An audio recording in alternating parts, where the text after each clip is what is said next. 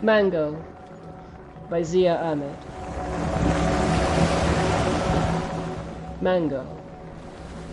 Mango writes something, and white mango, I don't know, maybe it needs a symbol to represent the exotic. Something like a mango.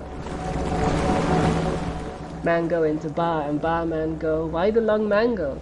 Snapple, which races do you want in your banknote? Give you this default sitar solo, aka Indian banjo. Oh god, elections gotta hang low. This guy's telling me to go back home. Type NW2, what does your sat-nav show? Are you indigenous though? Are you indigenous though? If not, you better be vigilant, bro. Or what? I think that I'm invisible. No, I think that I'm a mythical creature. That working class black, that working class brown. We don't seem to have any worth in your towns. I know in the old days everything was okay. I saw it in a documentary called Mary Poppins. Supercalifragilisticexpialidocious. So, Mr. Englishman. Which part of England do you grow them leaves that make your famous English breakfast tree? English like cheeky Nando's. English like cutting through your country as if it were a mango. When it comes to heroes, people in power seem to cut their ear off like Van Gogh or Van Gogh. Power corrupts. You already killed Duncan, you might as well kill Banquo. Scaramouche, Scaramouche, will you do the fandango? Are you gonna bang? Are you gonna bang though? No. Islamism is the new communism. Shit, it's time to reboot Rambo. The skies are grey. Today they won't have drones. Today they still have homes. No, I need to have a word with the Espiritu Santo. The meaning of life has gotta be a series of portmanteaus. Jabberwocky. Never straight negro y blanco. I hold the baby in my arms. She don't weigh much more than a box of mangoes. She smiles, and I have hope. I have love. I have life. And I will fight for days and nights that taste sweeter than...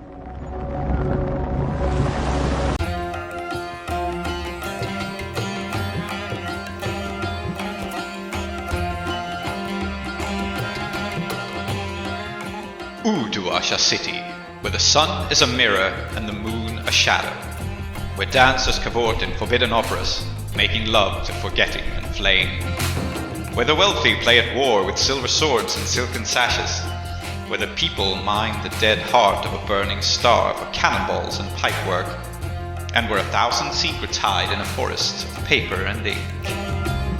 Here, the 5 keybearers reside, the 5 who know the secrets of the broken gates of death. 5. 5 only. There is no 6th spire, forlorn and forgotten in the desert. There is no one who looks to the displaced, the poor and destitute and landless, whose ancestry has been stripped from them by foreign looms and foreign sparkcraft, and no one has ever heard of the House of Endings. But this is their story. Their roots pulled up and burned, they stand in filth up to their necks, and that is precisely why they must keep their heads ever high. Welcome to Uduasha, immigrant. May it fear the name of the house you will build. Welcome to Desperate Attune, an actual play podcast about characters with their identities in peril, played by an international cast devoted to fiction-first gaming, collaborative world-building, and complex character drama.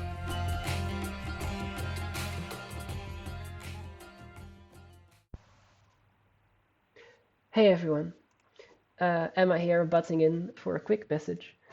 And the message is basically, I am leaving the podcast. Other parts of my life have simply gotten too busy. Actually, at time of recording, I've already left the podcast, and Moss has already said goodbye to her family. But we record much faster than we release, so you've still got several months of episodes to go before that happens. From now on, Moss will sometimes be absent for an episode or two. Especially in the next few weeks, we'll see Bidrohi, Mushfiq, and Saeeda on their own. Then they will be joined by a new character, Golden-Eyed Clementine, who will be played by Soltai. Then they will be joined by a new character, Golden-Eyed Clementine, who will be played by a new regular cast member, Salty. At that point, we'll have 5 main characters, and they will share the story until Moss's arc ends. Now, we've tried to make this transition and this shift in cast as smooth as possible. You will probably still notice some places where we had to adapt to the change, but we think the story is still very enjoyable, and we hope you enjoy it as well.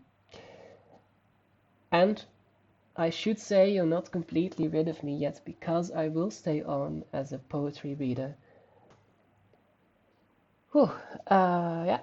And with that out of the way, back to your regularly scheduled programming. Welcome back, everyone, to Desperate Attune, the House of Endings, in which we are returning to the cast after they have, last session, eaten some bad bananas, worked on cultivating a sacred mangrove tree, and yeah, gone on a date. I think that's about the summary of what we did last time. I love, by the way. Sorry, I love that you started with the bad bananas, as if that was the big thing that happened last time. Yeah, well, that was the big thing that happened. Yeah. To summarize it, last session we saw the introduction of the mangrove ancestor tree that Moss has found finally be introduced to the rest of the crew, to Bidruhi and Mushfiq and Saeeda. And we saw how important this tree was to your mother, Moonlit Ankatam. And we also saw Bidruhi cause some trouble with his date Mumtaz, going on a rampage throughout Bundervest, stealing stuff, going on a crime spree, being chased by the Skovlanders and ending up in the secret basement where the tree is. And then after that, Saeeda revealed the crew's destiny to everyone, speaking the name of the Prince of Endings, and everyone had these weird visions of the future and of what is growing in Kagasaranya, sprawling from the document that you have planted. Which you planted way back after your very first score?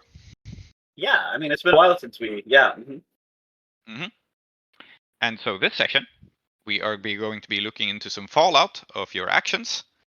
And I have 2 things on my list, and please let me know if there are other things that you plan to do. But on my list is Saeeda talking to Salman, and also, Bidruhi and Mushfiq finding out about some community problems. Do we need Yes, both problems these things. that we discussed before, or just No, something that's not happening? just community problems that, I mean, your community is in quite a lot of trouble.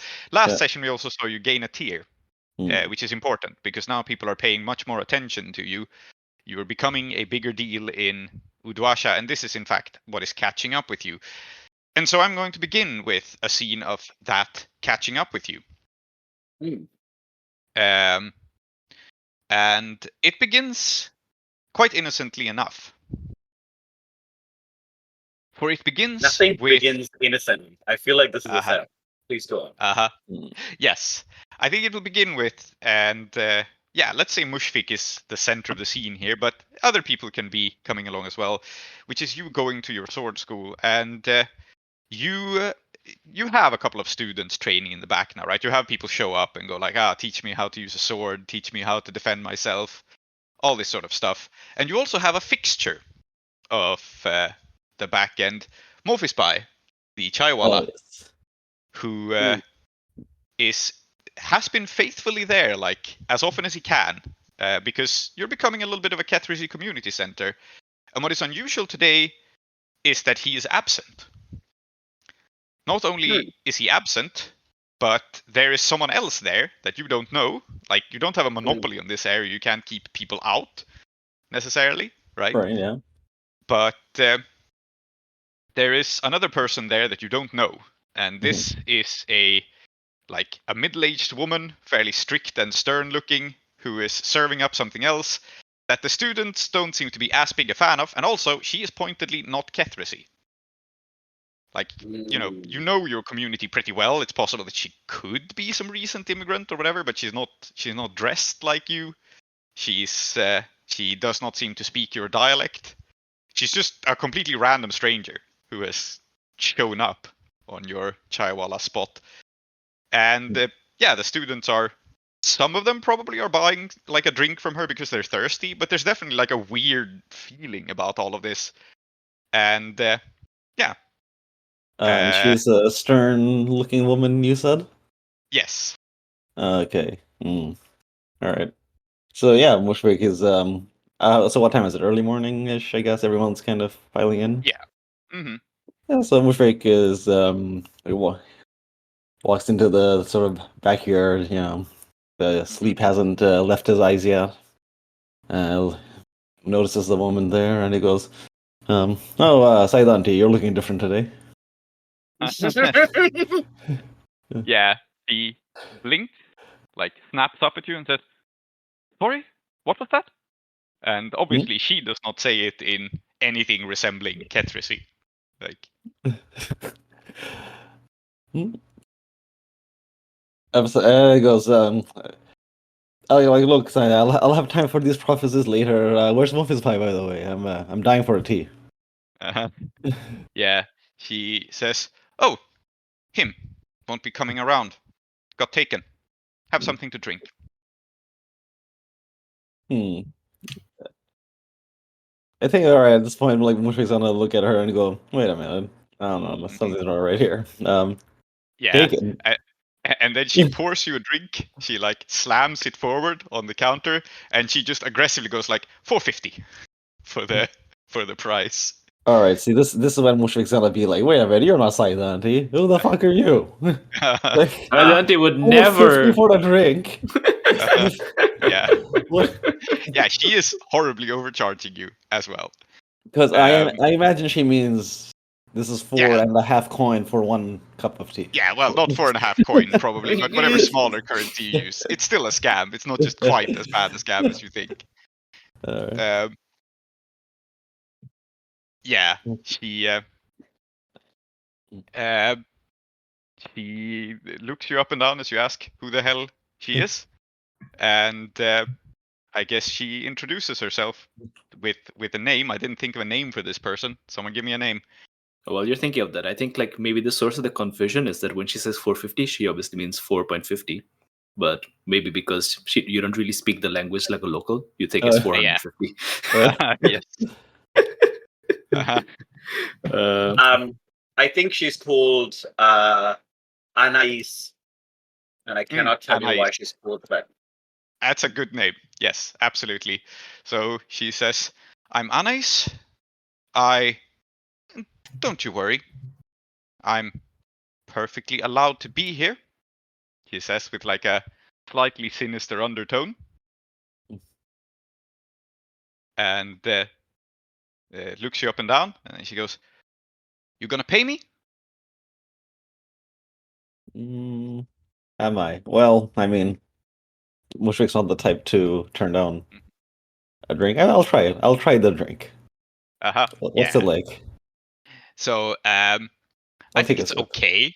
I think the thing about Moffice, right, is that he knows his audience. Like, he knows you guys. He knows how you prefer your drinks. And this is not inexpertly prepared, but it's not at all to like your local tastes. It's very Uduashan. So I don't know if we established precisely what the culinary differences between Uduasha and Kethris is, but I imagine there are some, and it includes how you prefer your drinks, right? Yeah. Since we've been talking about Kethris as a place, with mangrove swamps and displaced farmers, I've been like, in my mind, I've just been picturing like just Bengal, the region, right? And I don't know which we don't have to do, but no, absolutely, it's fine. So, so I think, I'll take a sip and go, over spice, I want tea, I don't want like a spicy broth that's tea flavored. I want tea. Yeah. Get out of here. He stares back at you and says, "This is tea." I was like, look, whatever this, I'm not interested. Just tell Moffitt's to come back. You know what I think the thing might be? Because one thing that I find really interesting is that even though tea is such a big thing in South Asian culture, like that's largely because of British colonialism. Like it wasn't that big a deal before the British started putting up plantations and so on. Like we had it. Yeah, because yeah. Sorry, no, yeah, exactly. It wasn't as widespread, right? Yeah, it wasn't like the thing. So I like the idea that Uduasha, when Uduashans are talking about tea, they're actually talking about tea. Yeah. But we have the same word for some other leaf broth thing. Maybe it's kind of like a narcotic or a stimulant. Maybe more like cut or something. I don't know. Yeah, there's probably lots of variations of this, and I like the idea that Ketris, yeah, there's some, swampy brews that you can make. Swampy brews. Swampy brews. Yes. I often hear this word, swampy brews, and I think of Ketris. Yeah. Yes. Yeah. Where's the I beach don't know what I extract, man? Yeah. Exactly. That's another thing. Cuisine in the Shattered Isles is just in the Shattered Extract. The Shattered Isles is just extremely screwed up too. So there's that. But anyway, she huffs at you and like she stares at you, and then she says, "Morphis is not coming back. He didn't pay his dues." I'm gonna rack my brain because I don't actually. So I don't think Mushrik actually knows who Wolfins works for. Who's paying him? What the arrangement is? Yeah, I think this will be fairly obvious to you actually, because your vice purveyor is in the restaurant business, so you have no doubt heard about the flatbread uncles. The dun dun dun. The people who charge protection money from restaurants. They don't actually hire restaurateurs, like they don't actually own the establishments, but they do charge protection money to like not flip your stand over and beat the shit out of you. And it seems Morphis hasn't been paying. How unfortunate. I thought some of them were also restaurateurs. Oh yeah, some of them are. It's just their main money is in protection money. Yeah. Okay. I'm going to establish that I think Mushrik quite enjoys Morphis iced tea, and he's going to take this very, very seriously. Yeah, absolutely. And I think I think like you see his demeanor get more and more serious, and then I think I want to try to just look, or like just dead in the end, just say, "Where is he?" Okay, now it's an action roll. Because, I mean, to this woman, he's just competition. It's controlled because you're on your home turf and, like, you are a warrior and she's just a woman selling tea. But there is still some risk here because obviously she is connected. So controlled standard.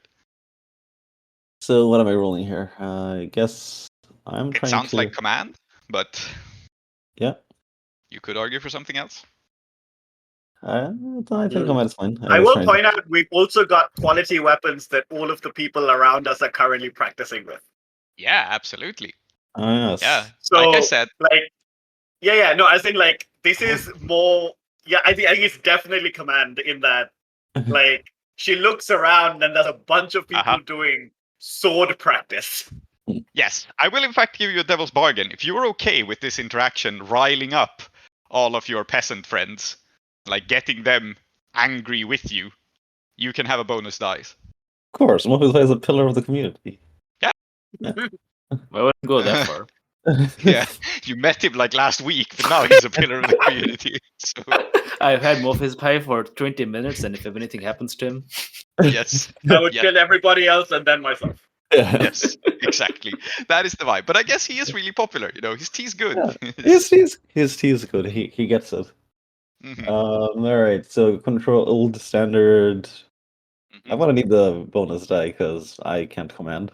In fact, I cannot command. I rolled a 1. You rolled a controlled though.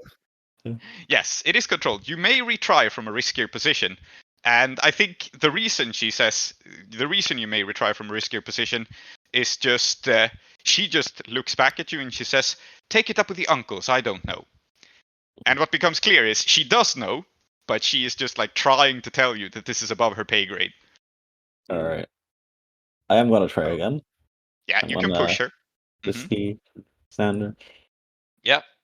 I think you can keep your bonus die for the second attempt here, but you are upping the stakes. Upping the stakes. I think I'm going to... I forget, can I push myself for another one? No. You take the bargain. So. Yeah, it's one or the other. Yeah. But unfortunately, I don't know that I'm around to help you. Right. Yeah, you can get aid if anyone else decides that they are around, but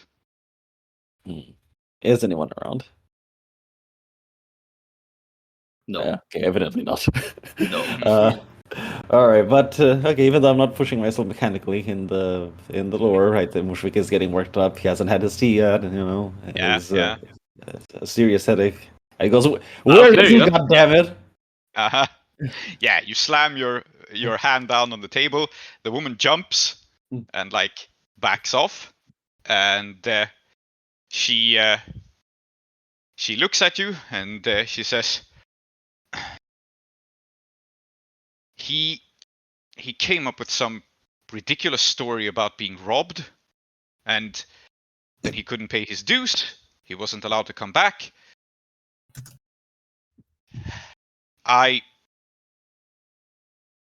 Nothing's happened to him. He's still in his home, he says. And she like measuredly, she's pretty tough, right? She's been around street thugs before, but she is scared in this moment.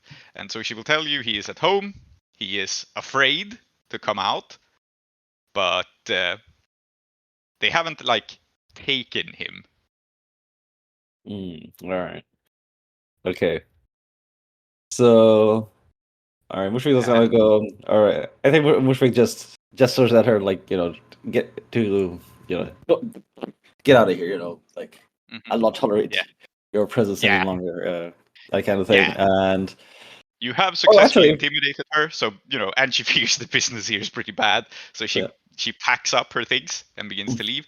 The consequence here, though, is that she is going to absolutely go and complain to the people she pays her protection money to, unless you resist it.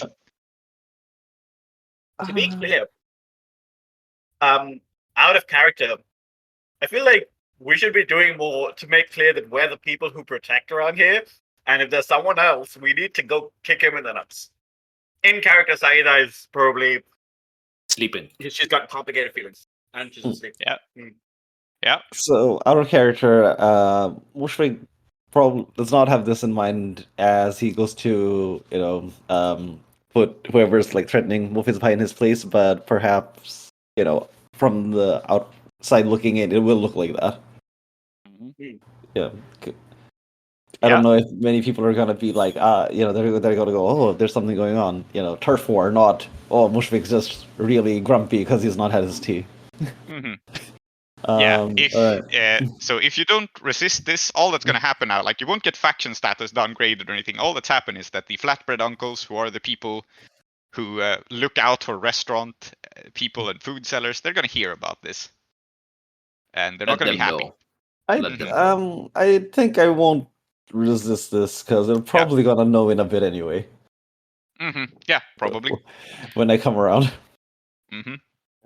Yeah, I think one of your hang-arounds. We haven't actually expanded on the people who joined your crew after Murad and Pilot, but one of the people in your hang-around does go like, what would people call you, Mushfik? I guess they would call you something like a teacher.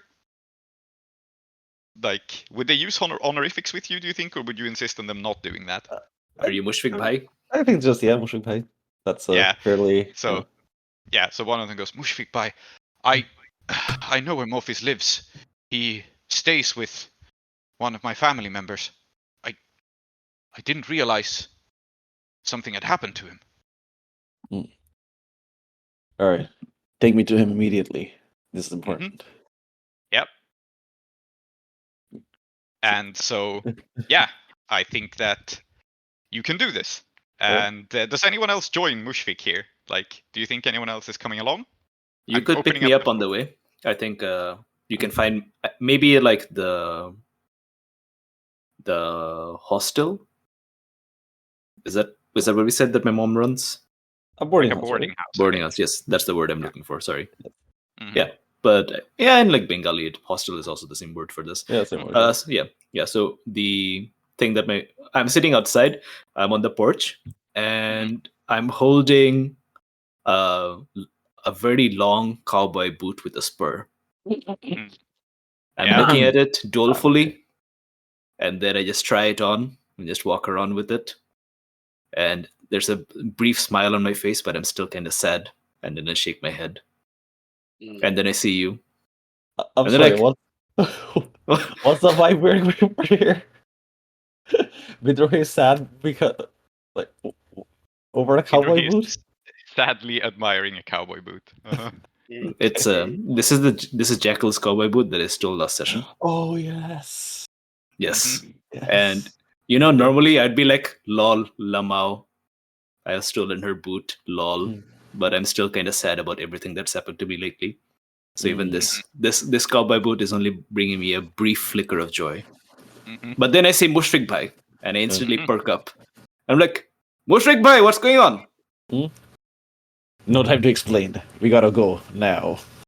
Mushrik Bhai, that is my favorite kind of action. Let us go. I'm still wearing the cowboy boot. Yeah. Just one. And so you head over to where Mofis lives, and the Yes. river passes through Bundervest, and I think his little house is by the river. I think he stays with family because this is like a very crowded district, and he's related to the family of your student that leads you there. It's a little house with like maybe 2 families living in it that's facing the water side, and it has a little porch on the back where you can be fishing. And as we approach, this is in fact where you see Mofis. He is lying back out on this little fishing port, but he's not fishing, he is drinking. And he looks very, very despondent, like much sadder than Bidrohi. And he's drinking some sort of cheap moonshine and throwing rocks into the water. I think, sorry. I mean, It's your scene, you go first. yeah, I'm gonna go. I'm gonna go over there. I'm gonna grab the moonshine bottle, like right out of his hands, and go. Like, what are you doing, man? This is no time for this. Gave me a scare. I thought, give that back. I'm still working through some things. Sir. He kind of fumbles his way through. Huh? Yeah, Okay. he is drunk and not entirely sure who he's talking to at first. Fair. Yeah. I'm gonna. Okay, so Mushrik like scrutinizes him. I mean, I guess clearly this man is in a, worse for the wear. I think as you scrutinize him, not only is he worse for the wear in the sense that he's sad and drunk, he's also bruised. Like someone has physically attacked him. Oh. Alright, I'm gonna say, listen, make yourself strongest cup of tea that you can, and then make one for me too, immediately after that. Then we're gonna talk. I can't. Those bastards, they kicked over my cart and they took all my supplies. Who did this? Who interfered with the work of an artiste? Exactly, Victoria. I couldn't have put it any better myself.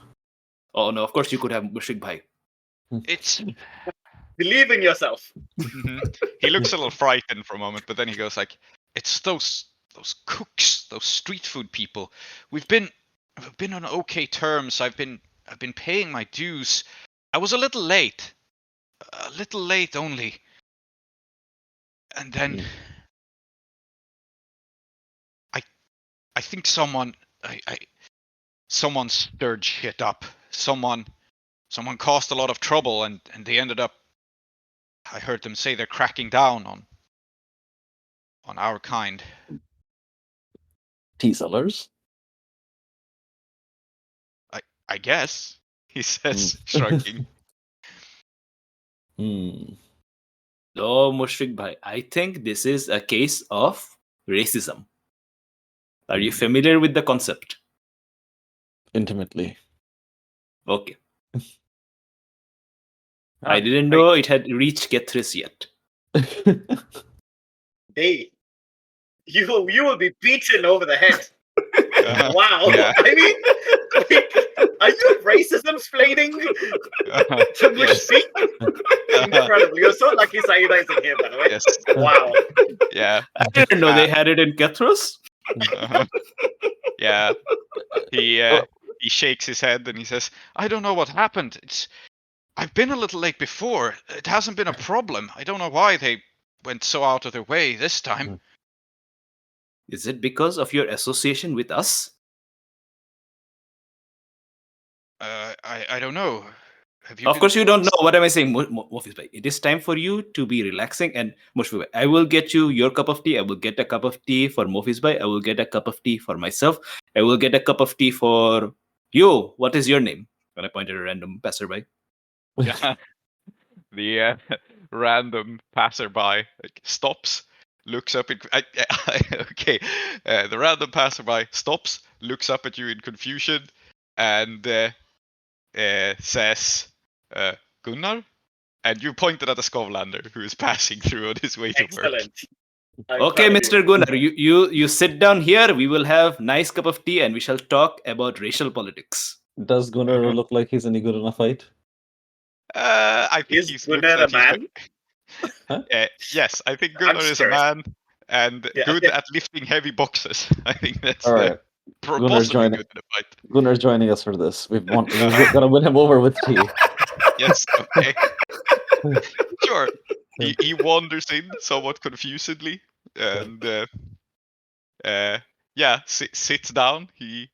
He looks suspicious, but he's also kind of in the wrong neighborhood and can't turn down hospitality at the moment. It's like he's caught between, like, do I run away or do I accept the hospitality? Because if I just say no, that's rude, and they might beat me up. So Yeah. I let Mushfiq handle this because he's a chill guy.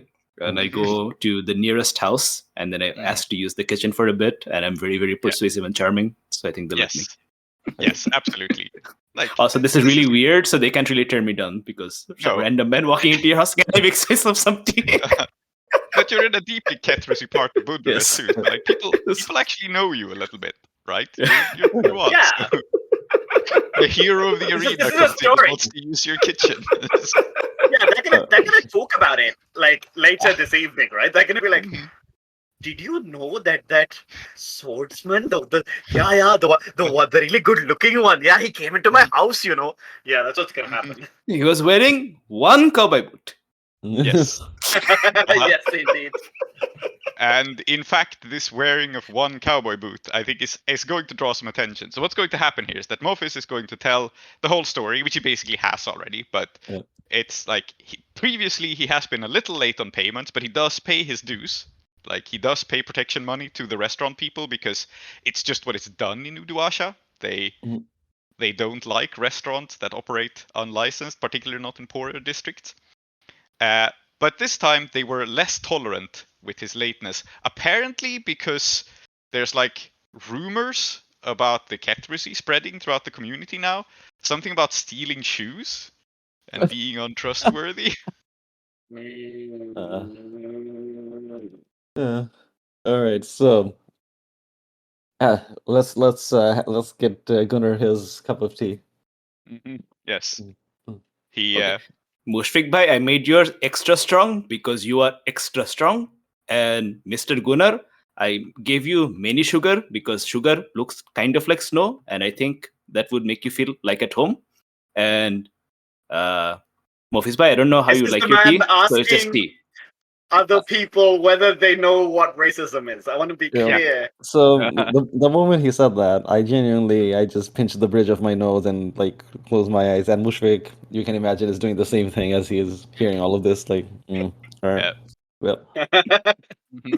Yeah, Gunnar looks over his drink and then he nods and says, "Thanks." So yeah, what do you think? Go on, have some. Heard about the shoe thing. Yeah, some woman stirring up trouble. Not real true. And he's like reluctant to talk about it, but then he looks at Bidrohi just as he says not true, I think, and he notices the one cowboy boot. And he looks down at Bidrohi's shoe, and then up at Bidrohi's face, and then down at the boot, and then up at Bidrohi's face, and then he very slowly sips his tea and says nothing. Why is everyone staring me up and down? I mean, I'm used to it, but I'm feeling a little bit of a difference in this situation. I think he says that what happened to your other shoe? I left it at home. This is not my shoe. This is a shoe I stole from my number one rival. Oh, you're Bidrohi. Okay. He says. Hello. So, what do you think about the Beg tea? your pardon? Sorry, please go on. Just saying hello. And I said, Yeah. so, what do you think of the tea, Not bad. Gunnar? Sweet. Good. Good, Like man. Yeah. And this poor man over here, and I, I'm bad, move his pipe, right? Makes tea that is like 100 times better than that, at least. I absolutely agree. And these bastards are trying to drive him out of business. How does that make you feel? Well, it's not good. See, they come after everyone, right? But I think Jackal paid them off big. He says, and he's like a little bit reluctant to talk about this, but That sounds exactly like what Jekyll would do. See, Jekyll is my rival, not because she's like some slimy son of a bitch, like your rival. Sorry to say, Sherekatam, but my rival is much cooler. Okay. She's like really cool, and like, it's just a rivalry that's based on like pure sexual tension. But she's a really cool person. Are you saying that you think that Jekyll is a cooler person than Omid? Yes. Yes. All right. Agreed. Yes. Sorry, I have to clarify here. Is the implication also that the relationship between Omid and Mushfiq isn't based purely on sexual tension? Because that's what Bidrohi has been implying all of this time. See, there's a bit more to it than just sexual tension. There's there's murdering his friends and family, and destroying his way of life and so on. This for me and Jekyll is pure sexual tension. I see. Okay. And a little bit of stealing her shoes. Yeah. Anyway, I think to cut ahead a little bit here, what you will learn from this scene is that Mofis doesn't know why he got beaten up, but now that you have Gunnar here to explain the latest gossip on the Skovland side, Jackal has more or less, paid off everyone's debt on the Skovland side of Bundervest restaurants and a little bit extra, and then apparently slipped in the word that, like, the Ketrusi, they don't pay their debts. Also, they're fucking shoe thieves. You should probably do something about that. There was a business arrangement. Okay, this sort of like dirty snitching. Okay, I mean, even though I have sung Jackal's praises right now, I will also admit that she's not above such things. Okay, but fight with any weapon you have available, I think. He says, defending his rival, even though no one said anything about her. Yeah. But, she's just doing, it's not, I mean, Mushfiq bhai, it's up. You are the older man here, and I will like defer to your advice. If you want, we can go shake Jackal down, beat her up a little bit, but I feel like she's not really the problem. No. It's only, she's the, what's the word? It's okay, Mushfiq doesn't know the word anyway. She's a side thing, yeah. Alright, we gotta get to the source of the issue. Yes, these flatbread uncles. Yes. So remind me, the flatbread uncles are not.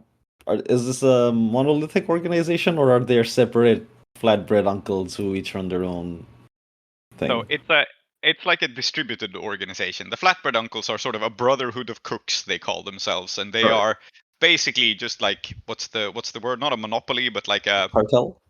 Cartel, yeah, a cartel of the basically the powerful people who own restaurants, essentially doing extortion to people who just do street food stalls and stuff. Yeah. So like, yes, you can sell on my street, but then you're gonna have to pay me, or my thugs will beat you up. So they're a loose organization, but they exist across Uduasha, and they're a fairly powerful gang. People in Uduasha take their food seriously. Okay. Yeah. As people everywhere should, not that they necessarily do. Yeah. Exactly. So I think I say, between you and me, Sherekatam, I don't really go to restaurants that much, but you are a man of many appetites and refined ones. Do you happen to know any of these flatbread uncles yourself? Well, one more of a flatbread auntie, I guess. Yeah. Indeed. Sundari Tanduri is a member. She owns a restaurant, and most people who own a proper restaurant are members. All right. So Mushi's gonna ask us, Wolfie's like, which particular uncle is, like he indebted to? So Yeah. Good question. We have a couple of ones listed.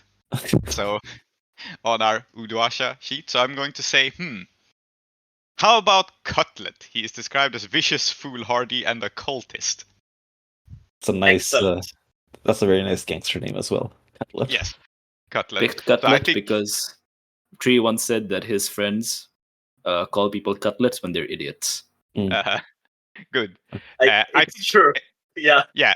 Cutlet also makes sense as a guy to be in charge of Bundervest, I think. Like, you know, the other fancier people run the nicer districts, right? But this is a poor district. Doesn't have a lot of like very wealthy restaurateurs to shake down, so he goes after scraps. People like Mofis, who, you know, let's face it, Mofis does not make a lot of money. But Cutlet survives off of these sorts of small protection rackets. He will need a big protection very soon. Well said. I suppose so, yeah. All right. And I think Cutlet is, in fact, since Bundervest is where a lot of the dirty work is done, I think Cutlet does not own a restaurant himself. He's not cool enough for that. He's a butcher, I think. He processes meat. It sort of makes sense. He's a scary guy. His day-to-day business is selling and supplying meat to the restaurants. But he also uses his array of implements to intimidate people into giving him money. All right. Okay, so out of character, I guess the plan, I mean, it's not much of a plan, is I have a contact who would know about this kind of thing, and we can gather some info from Tunduri, and I guess, yeah, we can proceed from there.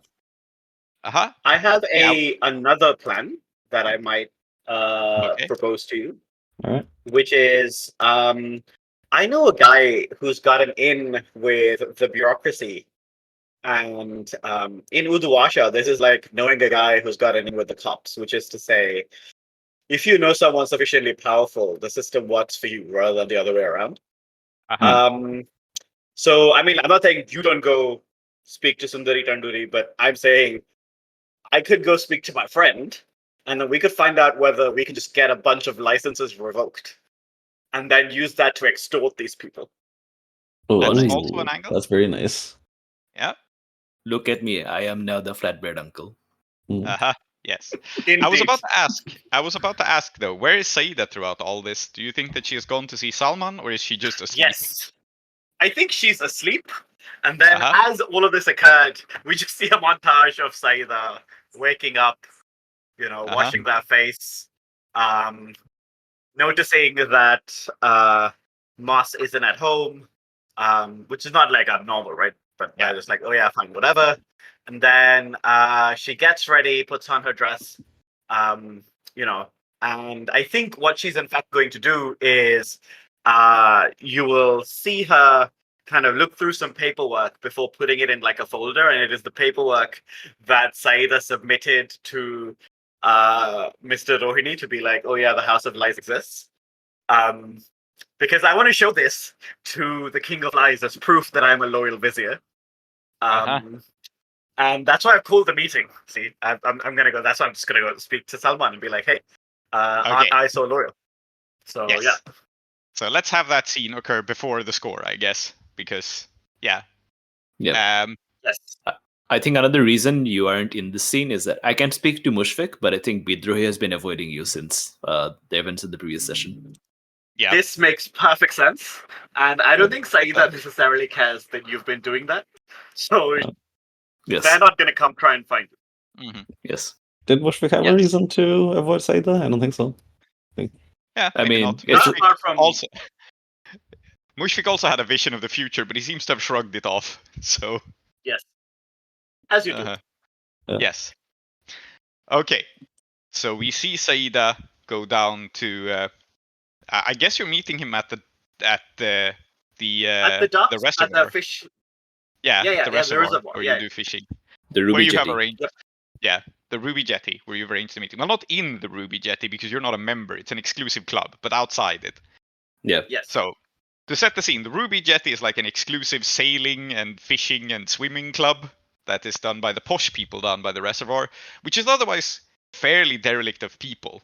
So this is like one of those areas in a city where you have the rich people show up and go to like their yacht club, but then right next to it you have, people just kind of hanging around by the water where there isn't very much built, where it's just like some slopes down to the water side and some like old buildings and probably like a hut where a watchman watches over the building. That's the kind of vibe, I think. Mm-hmm. Just to remind people, the reservoir is not near Bunderwest at all. No, this is a quite a different- trip. Yeah. Mm-hmm. This is quite a trip. It's the other big source of water in Uduasha, so it's across the city. And I think you will find Salman, who is also not, like, he was a member of the city's elite, but he isn't anymore, so he's not in the Ruby Jetty. I think he's just hanging out on the shores of the reservoir, and he is fairly incognito. So when you last saw him, he caught fire, which burnt off his clothes and hair. Yes. And I think he's still hairless. I think he's like not naked because it's just conspicuous. So he has thrown on like now I forget the name for it, but like those loose pants. Pajamas. Like pajamas. Yeah, pretty much. Mm. Salwar? And yes, Salwar is what I was thinking of. And he's just kind of chilling at the waterside. So I guess he sort of blends in. He looks like a guy who took off his shirt to do some work, pretty much. And he definitely looks poor, right? Which is a contrast to the first time you saw him in his regal fineries with his entourage. Mm-hmm. Now he's a proper holy man. Mm. And yeah, he sits by the waterside, and I think as you come closer, he casually picks up a stone and he skips it across the water. Mm-hmm. And it skips like 4 or 5 times. And he doesn't turn And around. He just kind of acknowledges you with his stone skipping. Yeah. I think as I walk towards him, an expression passes over my face as I briefly wonder whether the House of Lies or the King of Lies is a step too far, even for me, a self-avowed madwoman on a quest of apotheosis or some shit. And then I brush it away because doubt is for the weak. And I merely like stand behind him because as a loyal vizier, I know better than to interrupt my king while he is deep in meditation, and I wait for him to notice that I am there.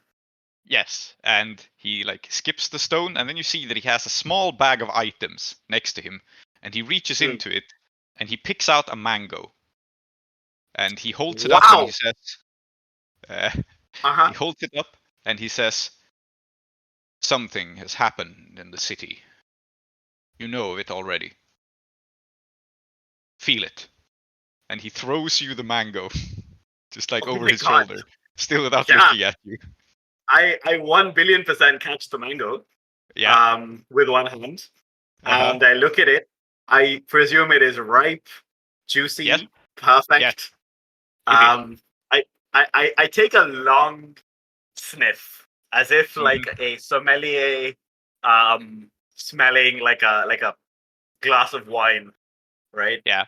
And I want to study the mango. Absolutely. Go ahead. I think, Tree, this is the happiest I've heard you sound on this show. It's possible it is the happiest I've ever been on this show. Oh my god. Yeah. Okay. So yeah, it's just a fortune roll, I presume. No, I think it's controlled. Like you have this guy here who is commanding the magic, but he has brought you A mango from the depths of the city.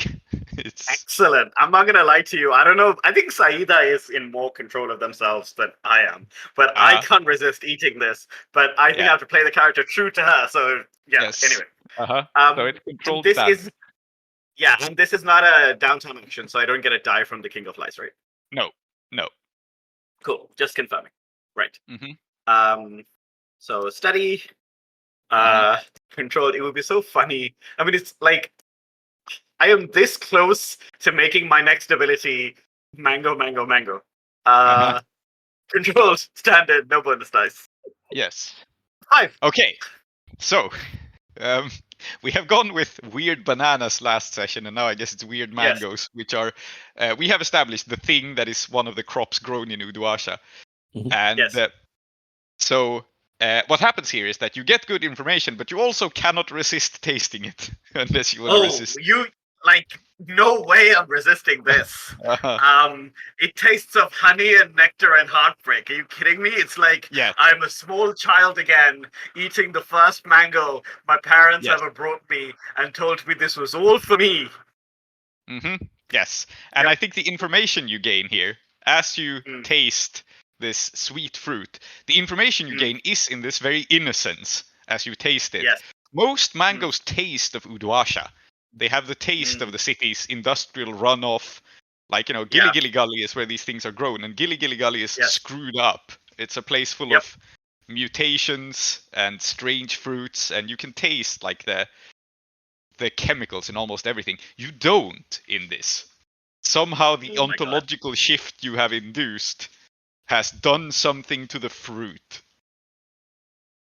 I spend the next 5 minutes trying my best not to let go of this folder that I know that as a loyal vizier I should not let go of, but at the same time devour this mango because it is a miracle given unto me by the Prince of Endings. What else could it be, right? Yes. Because if I remember, the Devil's Bargain was about the Prince of Endings, right? It was like something in it 3 shifts. Yeah, absolutely. Yeah. So I consumed the flesh of this fruit utterly. And as I am left with like a seed, like the stone of this mango, and I come back to myself, juice dripping down my chin, I merely say, my king has bestowed a great honor upon me. I hope that my work warrants it. And I'm going to like jimmy the folder that's been like that's under one sleeve, like one armpit, out into my hand and hold it out to him. Yeah, he turns, he sees the folder, and he reaches forward to take it, and then he says, "You didn't hear anything, did you?" As if that's a normal thing to say when someone has tasted the fruit. Did you hear the fruit? Yep. No. And I will say, there is a demon that lives in me who deafens and blinds me to all love but its own. I cannot even blame it. Then your senses may be dulled as mine. But no, the mango has fallen silent. Okay, so this is I love this because Saeeda, what Salman is doing to Saeeda is what Saeeda just did to all of their family one session ago, right? Yes. So she's just gonna be like, I beg your pardon, Your Majesty? And he rises slowly and somberly, and he says, "In Gilly Gilly Gully, there are things in the soil. There are voices in the trees. Not too long ago, their singing fell still. I don't hear them anymore. You don't either. Perhaps you don't know their song?" Or perhaps they have ended. You know of this? My king, I'm afraid that loyalty to a ruler and faith to the divine are both two halves of me. Ah, I see. Tell me, divinity or kings, which is the flesh and which is the stone? And he points at the leftovers of the mango. Yes, okay, fine. Sure. I am going to look at him and say,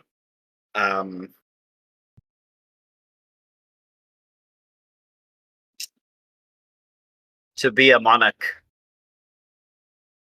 is to hold the fruit in one's hands. To be a god is to consume both hand and fruit without regard for anyone else. If you eat the seed of a fruit, it will take root in your stomach. He says as he takes the the papers from you. No, sure. And I think I want to try and sway him here. Not because I don't think that he's right in his whatever weird way, but because I think I want him to understand that what might happen to him or me will not happen to the Prince of Endings, right? Okay. And so the Prince of Endings does not play by these rules, and he better know it. And so I think I will just say, a fruit cannot take root in something that ends its entire being. Okay, try to sway him. Great. What kind of position and effect do you reckon I'm at? Risky standard. Because Fantastic. you're engaging in theological debate with a sorcerer. I don't think this is without risk.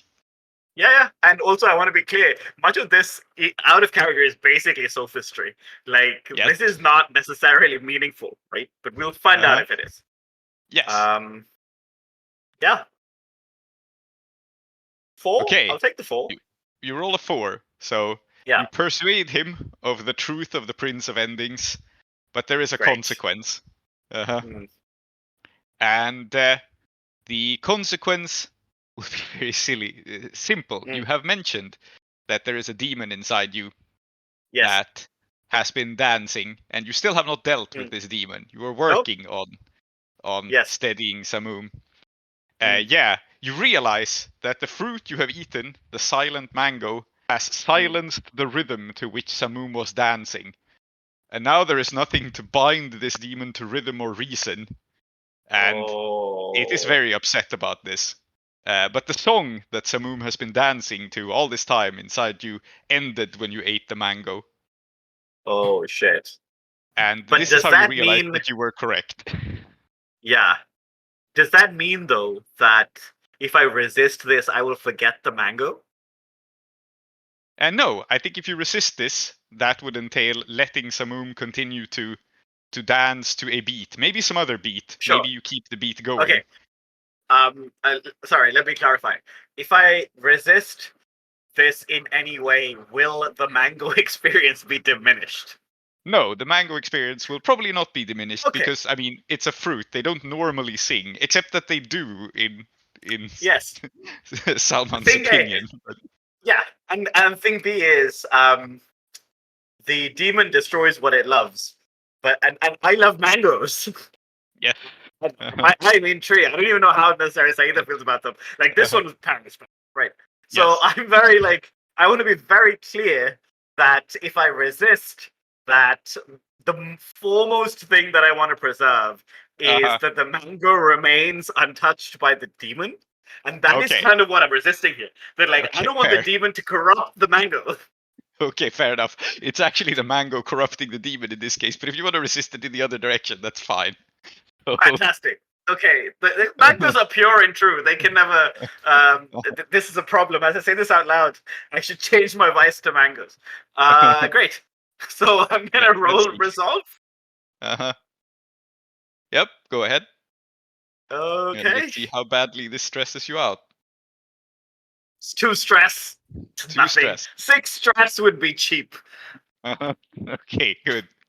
Anyway, Salman nods then, having taken your point, and he says, I see you have begun the formalities. Good. Next time you end something, see to it that I do not find out from the fruit. And say, as His Majesty commands. Yeah. What an and absolute little freak. And I think that's the scene. So good. Oh my god. I can't even tell you, Jesus Christ. All right. I mean, I was taking notes. I'm not really sure what to take away from the scene. No. Yes. Saeeda single-handedly make this so much weirder, but we have at least learned of something, which is that the fruits of Gilly Gully have been affected by this ontological shift in some kind of subtle way that a sorcerer can pick Yes. up on, but not necessarily normal people. Yes. And What's also interesting. Mhm. What's also interesting is that in the world notes, there's Mhm. a forest near the Udu, where Yep. the fucked up fires of the Udu have created a haunted forest that has beautiful fruits, including incredible mangoes. Yes, So we know where to get more. yes, but something has changed Yes. Yes. in the very soil of Uduasha, and it is subtle and it is slight, but Salman has noticed it. That is what we've learned here. All right. So what I'm was the gonna, sway roll for exactly? What was this? What? What was the sway roll for? I wanna- Saeeda persuaded. Yeah, Saeeda just persuaded him that the Prince of Endings is real, All right. Okay. basically. And the important thing here is if there is another sorcerer, some kind of like incredibly powerful person who also begins to like seriously like not just believe in a religious sense, but believe in that like the reason you believe in gravity is that like it acts on you at all times. Then that makes it even more likely and possible that the Prince of Endings has always existed. Which is Saeeda's like whole thing. It's possible, unfortunately, that they will just mango instead. So you know, We'll You should go. I mean, You should go find Avrad Ankuset, your best friend from the previous season, and convince him. yes. Anyway, I'm simply trying to match Saeeda's energy here, and I'm glad I have Yes. succeeded with this scene. yes. Oh my god. I think to anyone listening to this who is confused, all I can say is I hope that one day you eat a mango that you deserve. Because you do. No, I know. You know. I get it. Yeah. Very good. Anyway, yes, to sum up the scene, in case anyone else is confused, what we have learned is that Saeeda's magic has caused something to change in the very soil. Salman knows, other sorcerers may know. The farmers, as yet, have not discovered it because it's subtle, but they may. You know who's going to find out? The farmers, and then the restaurateurs. Yeah, probably. Soon the Flatbread Uncles become a tier 4 organization. Yes, armed with mangoes, apparently. But anyway, this being out of the way, I think Saeeda. Yeah, I think it's time to get ready for whatever it is we are doing, which is maybe Saeeda. Do we need a scene of Saeeda finding out about this restaurant connection and what has happened to Mofis? In fact, I think we don't necessarily need a scene of that, but because I imagine what happens is, if we come back and I hear about this, then I'm just going to say to these two, oh, you do whatever you need, but I know exactly how to solve this problem, and the way to solve this problem is bureaucracy. That's how it works in Uduasha. So I'm just going to do that. If you want to come with me, sure, but you better not embarrass me. And if you want to do your own thing, even better, you won't embarrass me. Yeah. So I think like that's the vibe that so we might. I don't know that we necessarily need to play that. I don't mind if we do, but like that's where I don't I'm happy to necessarily leave it at that. I don't think there is necessarily a scene there. So Saeeda is going to work through the bureaucracy, and we'll treat this as a gather information for now, because I think while your angle is possible, let's start with Saeeda gathering information for like how can you attract these people bureaucratically. Yes. Is that fair? Yeah. All I'll yeah. say about today's session is that I want to beat the shit out of a bunch of people. Yes. Yes. Excellent. Okay. In that case, I think seems like I'm studying because it's like still paperwork. I don't know that I'm necessarily talking to anyone yet, right? Like if I was, then maybe it'd be consult. Okay. So study. Yeah. And do I get a bonus die for my friend? You do, because you worked very hard to reestablish connection with Mr. Rohini. So I think, and last time, if I recall correctly, you basically just drew attention to yourself and waited for an emissary to be sent. I did. And so I think you will have correspondence this time with Mr. Rohini. Yeah. There's a dead drop that is revealed to you. Yeah, I think that makes sense also because it's still the case that I did, like, I was indiscreet, right? So like we just found a method, it works then. Okay. Yes. So you leave some requests at the dead drop, and then some paperwork will be returned to you at said dead drop, like 2 days later. 6. Mm-hmm. Mr. Rohini is good at the job.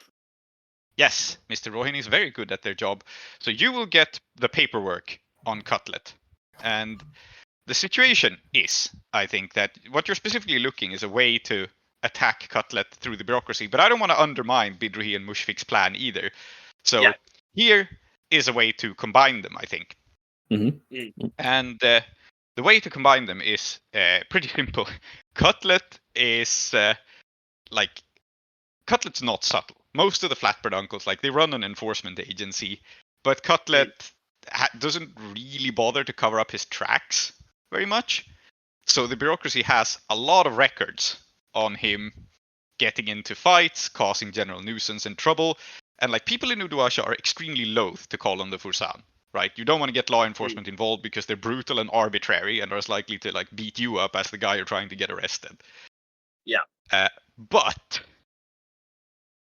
Cutlet has had brushes with the Fursan before, and if he is in sufficient amount of like big trouble and actually gets them called on him, he is going away for a long, long time. Like, they're aware of his activities. It's just basically no one has actually called them on him for anything serious enough. But they know who he is. They keep tabs on him. And it's kind of one of those situations where like they're looking for an excuse for him to do something so bad or be involved in something so bad that they have an excuse to finally put him away. Muy bien. Yeah. In that case, let's see what Mushfiq and Bidruhi turn up, and I think we definitely have the beginnings of a plan. So Mushfiq is checking in with Sundari. Yeah. Yep. No, I'll let you do that. Yeah, she is your vice purveyor. She's not your contact, so you don't get any bonus dice, but you can do it. I believe that's how it works. Yeah. Would you want me with you? Would you specifically ask me to come? Otherwise, I'd let you do it on your own and do something else. What do you have planned? So it's a bit meta, but like on his descriptors, it says that he's a cultist. So I'm going to try to find out, just ask the streets about information about him, and hopefully, Bidruhi doesn't know about him being in a cult, but I'd like to find out about him being in a cult. And any details about that. I think, sure, we can do this separately. Mine was not too complicated. I just want to find out like what restaurants and such Cutlet owns. Yeah. I mean, something to be aware of is that this is someone who is in his organization and definitely higher tiered than him in that. So, just letting you know. Yeah, just letting you know. Yeah, right, absolutely. right. She's in the same organization. However, I think what is established about Sundari is I don't think she is a super active member of the Flatbread Uncles because she's listed as spineless. So I think she is basically in the organization because she owns a restaurant and she's been intimidated in keeping well with the other people in the cartel, right? I think she's like fairly influential, but she also just gets pushed around by the rest of the organization a lot. I think that's the vibe here. Yeah. I also figured that. So this is why I was asking, like, how tightly knit the flatbread uncles are. Because if I can frame it as, one of them getting ahead at the expense of another one, or if I can arrange it that Mufis is, like, I guess Mufis is no longer gonna be paying dues to Cutlet, but to Shunduri Tanduri. That might be. Yeah, absolutely. If you can, if you can deprive him of, use some competition within the organization. I think that's totally and have logical. Shundari Tanduri pay up to us. Yes. Where's she based, by the way? Yeah, we haven't Where established where her restaurant is. Do you want to establish that now? did we not? I thought we had. I don't remember this. Oh, I think it would be like what's a place like we did say there was a place that is kind of like a food, like like where all the experimental food's happening. I think it was near the like near one of the gates to the city, like where caravans come in. It's the caravan entrance, in the foreign quarter, the gateway to the rest of Iruvia. It makes sense for her to be there. Yeah, sure. Yeah, that's where she is. Mm-hmm.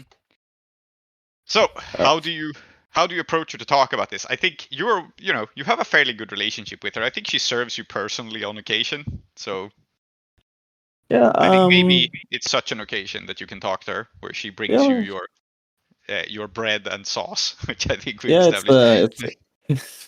It's near lunchtime. Mushfiq goes over, orders the usual, and then he goes, for the change, I haven't only come here for the food. There's something I wanted to propose to you. Propose to me. Well, this. Sure, she says, and she composes herself, and there's like a moment of panic and hesitation as she looks at you. She's like, if he proposes to me, then like, it's too awkward to say no, so I guess I'll have to say yes. Yeah. Yeah.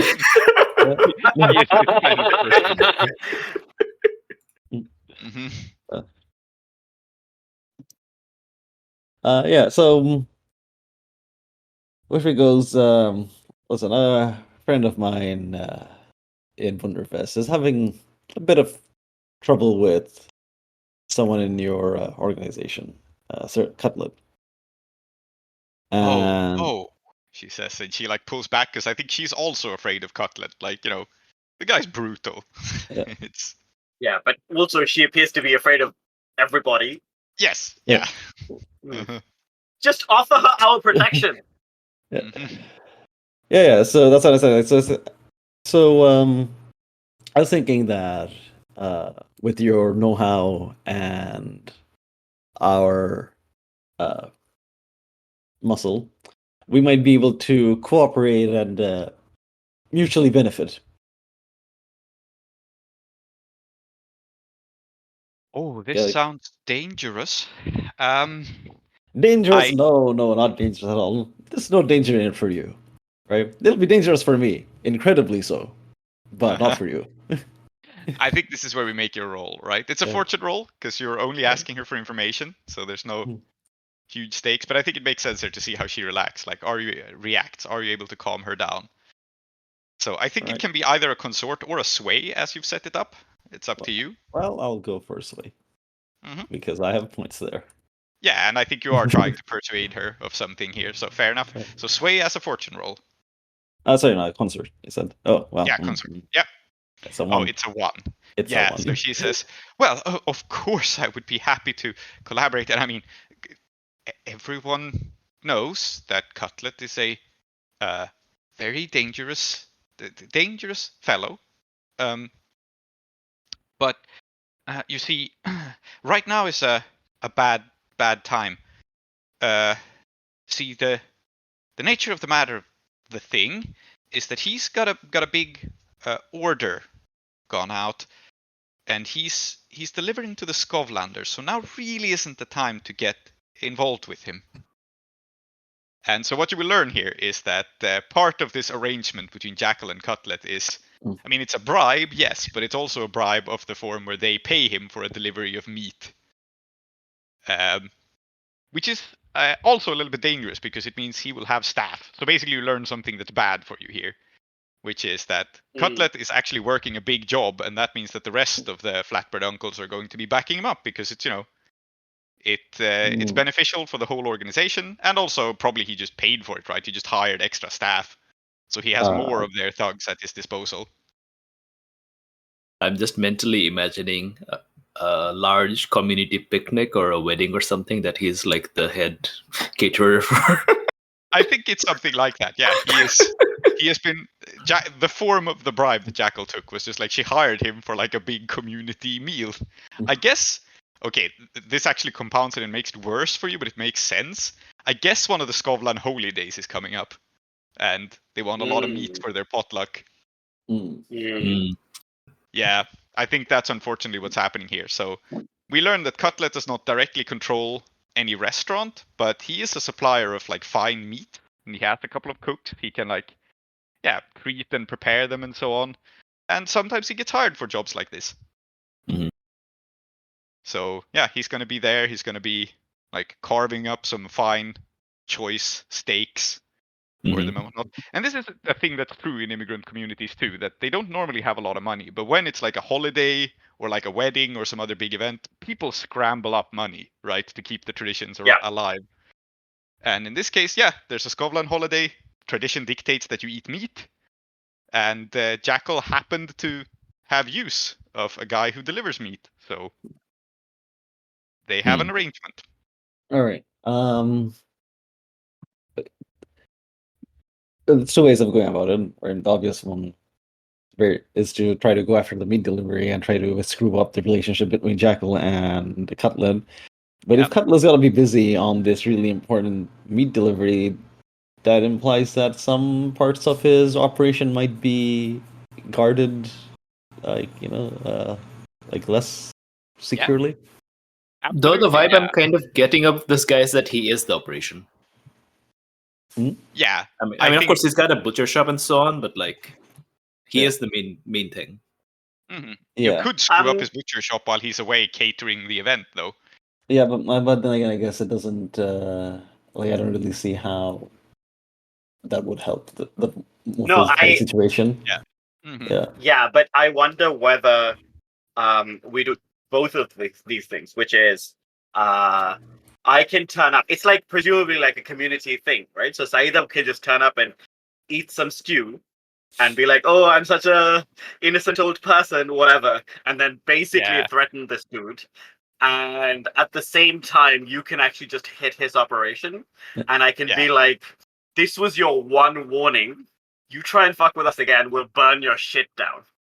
I will point out that it's a Skovlander holiday, so you may need to learn some cultural. Oh yeah, sure. I mean, come on, like okay. Here's another idea. Yes. All right. Can we mess with the meat in some way? Like he makes delivery and everything, right? Do we mess with the meat in some way so when it arrives at this very important feast, like something's wrong, right? It's either gone bad or like. You can go with that. I think what I want to do is fight this guy. Okay. Well, about time you did some fighting.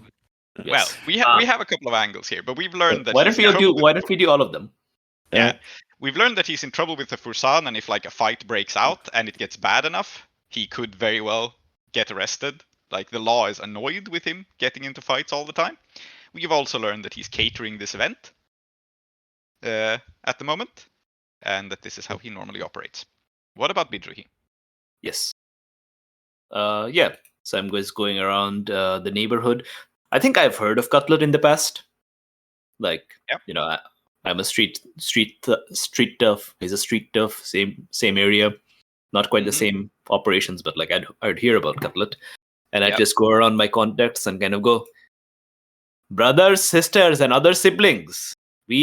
I've heard that this Cutlet guy is into like all sorts of like fucked up bullshit. Like, but okay, do you know specifically what freaky shit he's into? So sure. You're just hitting the street. Yeah. That's often how I find out information actually. So that's good. I'm glad you're taking this time. Yes. So let's roll a concert. Yep.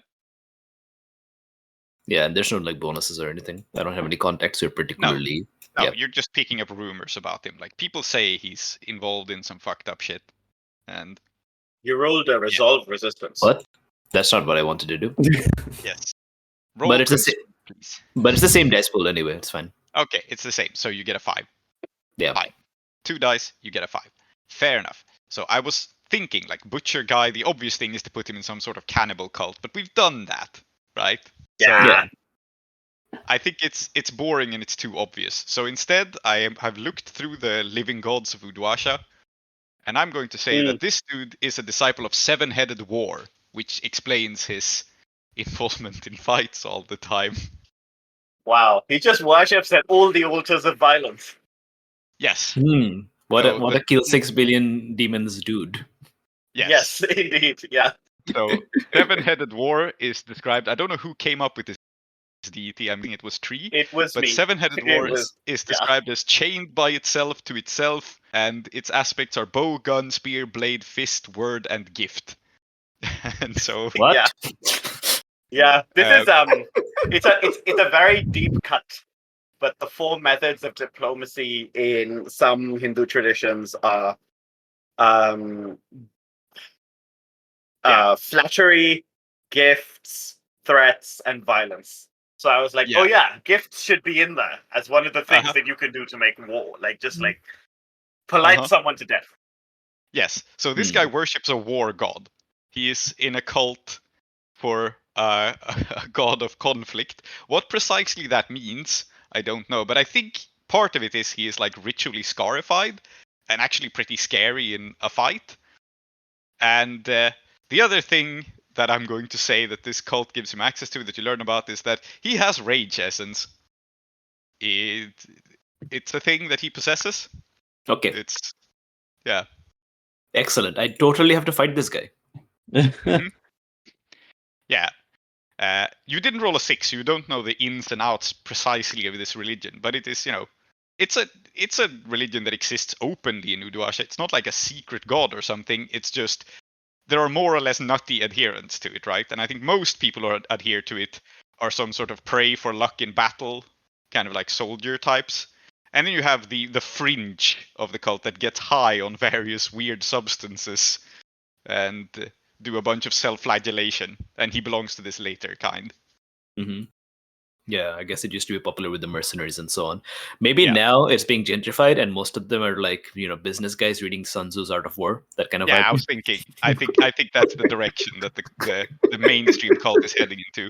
But Cutler's an old school guy, so he is still all about that like loyalty, war, hustle, loyalty, respect. Yeah, let's go. Mm-hmm. Yeah. Okay. Very good. A butcher worshipping a war god is about to cater a Skovlan holiday. Okay, so it seems that we have like 3 angles, maybe 4, depending. Let's start with the 3. Mushfik could lead most of the crew on a strike on the butcher shop. Saeeda and DNA could infiltrate the wedding. Well, wouldn't really be an infiltration. Attend to the wedding. It's not the wedding. Not the wedding. Yeah. The holiday. Yeah. The holiday feast. Where Saeeda can do her thing, and I can threaten this man and beat him up, and also totally show Jackal that I'm wearing the other boot. I will point out that like disrupting a Skovlan holiday may cause violence. I feel like it is. There is a risk. This doesn't seem like a bug. This seems like a feature.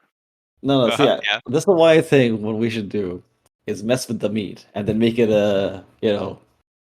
like have the two go to war against each other.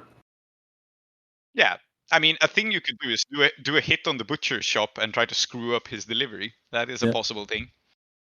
I think like the reason I'm not as enthused about the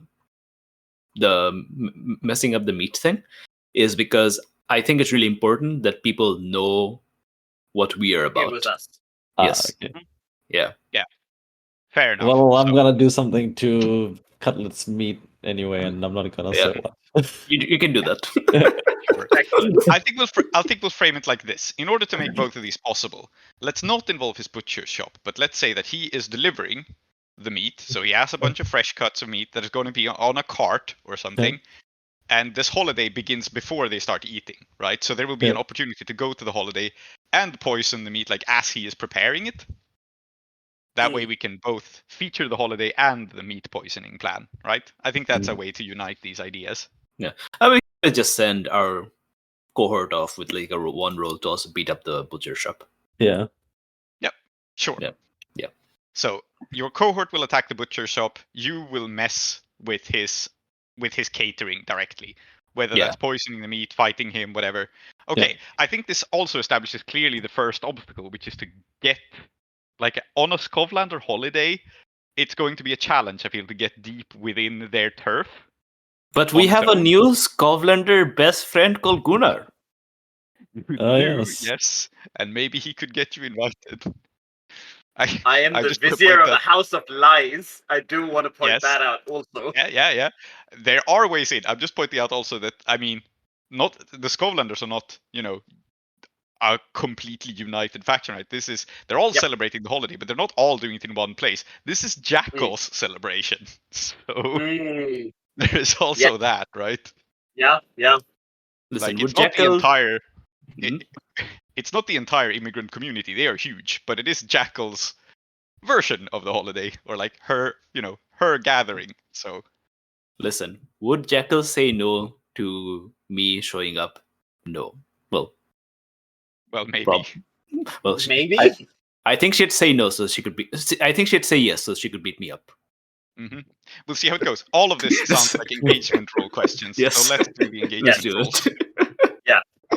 Let's just see how it goes. What sort of position do you start in attending? But it sounds like your way in is to basically just ask if you can attend the celebration. Yeah, I mean, we gave him a traditional Kettersy, drink. He can take us too. So he's going to give you a traditional Skovlander hot dog, I guess. Yeah. Is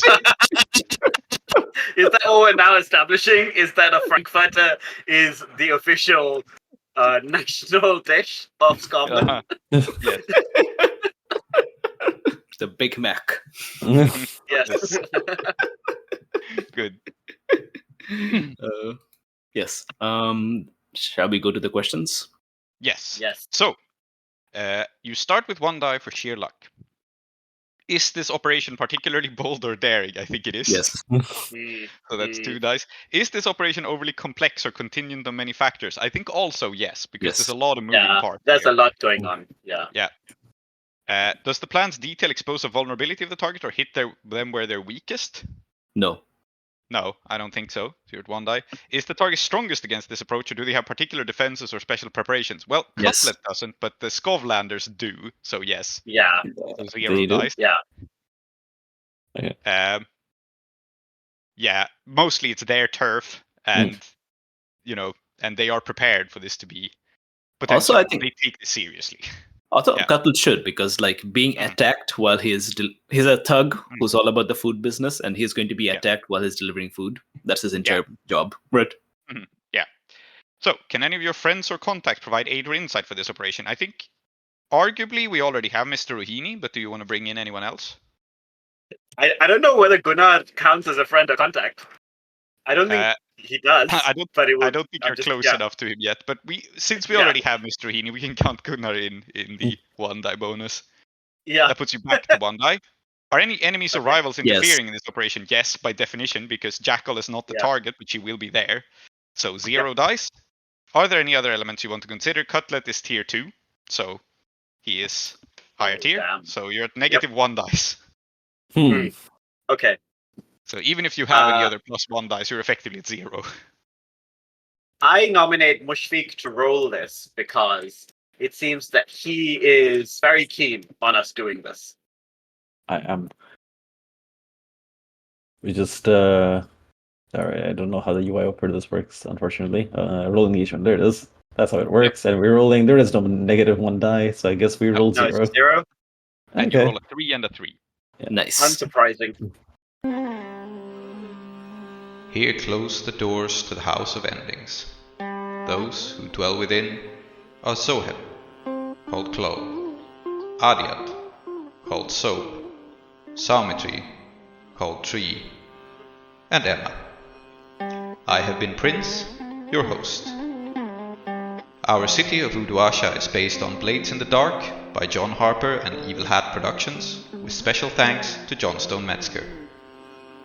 Follow us on Twitter or support us on kofi.com/desperateattune. If you want to engage further with us, we also have a Patreon at patreon.com/desperateattune, where you will get our newsletter, extra content, and updates from Uduasha.